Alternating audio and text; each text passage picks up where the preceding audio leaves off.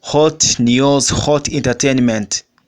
Aha ubungubu igikombe cy'isi cy'abakecuru kimaze gutwarwa na leta zunze ubumwe za Amerika.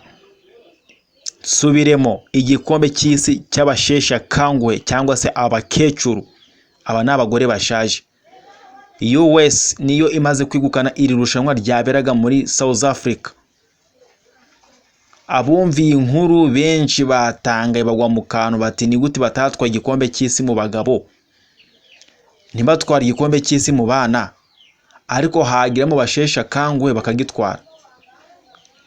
Si uguseka gusa no kugwa mu kantu bitewe n'uko abagitwaye bashaje. Kurikira Hot World Entertainment twinjire muri iyi raporo.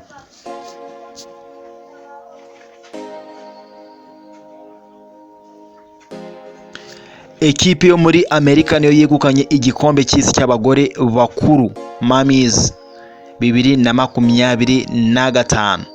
Iki cyabereye muri South Africa ni mu mwaka wa 2025 uyu nguyu turimo. Iri rushanwa ryiswe Grannies International Football Tournament cyangwa se mu magambo magufi GFT cyangwa se GIFT. Iri ryitabiriwe n'amakipe aturutse mu bihugu bitandukanye birimo Kenya, Amerika, Ubufaransa, Afrika y'Epfo, Ubwongereza, Maroc, Togo ndetse n'ibindi bihugu.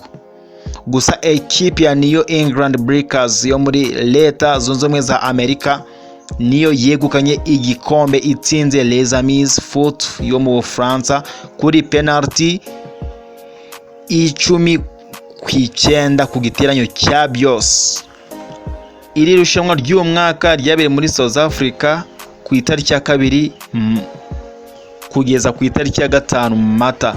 Birumvikana ko ni irushanwa ryabaye iminsi 3 yonyine, ribera kuri stade ya Nkhonkhoa iri ahitwa Tizanin. Gusa hahise hatangazwa ikindi gihe iri rushanwa rizakinirwa. Igihugu cya Kenya nicyo kizakira iri rushanwa ku nshuro itaha mu mwaka wa 2027. Abakecuru b'Abanyamerika bigaragaje cyane ko bazi guconga ruhago kurusha abandi bakecuru bo ku isi. Iyindi nkuru twabashije gucukumbura ni abaperezida 5 bakomoka muri Afurika bato kurusha abandi bose. Abaperezida bayoboye ibihugu byo muri Afurika bafite imyaka mikeya cyane ugereranyije n'abandi bayobozi bayoboye ibihugu bya Afurika. Aha twasanze ku mwanya wa mbere tuhasanga Captain Ibrahim Traoré. Uyu akaba ari we perezida wa Burkina Faso kuri ubu ngubu, afite imyaka 36 y'amavuko yonyine. Uwa kabiri mutoya yitwa Mahamat Dabi. Uyu ayobora igihugu cya Chad, afite imyaka 40 yonyine y'amavuko. Mu gihe uwa gatatu ari General Assimi Goïta. General Assimi Goïta uyu ni perezida wa Mali, afite imyaka 41. Mu gihe uwa kane yitwa General Mamadou Doumbia. Uyu ayoboye Guinea, afite imyaka 44 y'amavuko. General Mamadou Doumbia cyangwa se Mamadou Doumbouya. Mu gihe uwa gatanu muto yitwa Bassirou Diomaye Faye. Bassirou Diomaye Faye uyu ayobora Senegal, afite imyaka nawe 44 y'amavuko.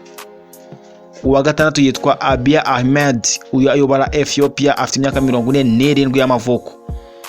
Mu gihe uwa karindwi yitwa André Rajoelina. Uyu ayobora Madagascar, afite imyaka 50 yonyine y'amavuko. Aba nibo ba perezida barindwi bavugwa ko ari bo bato kurusha abandi ku mugabane wa Afrika.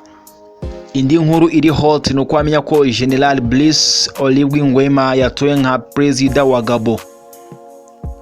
Tunarushaho kubifuriza ukwezi kwiza, ukwezi turimo kwa 4 muzagusoza amahoro. Gusa ni byiza ni muraba agaciro kwa mukanda subscribe kuri channel yacu ya Hot World Entertainment.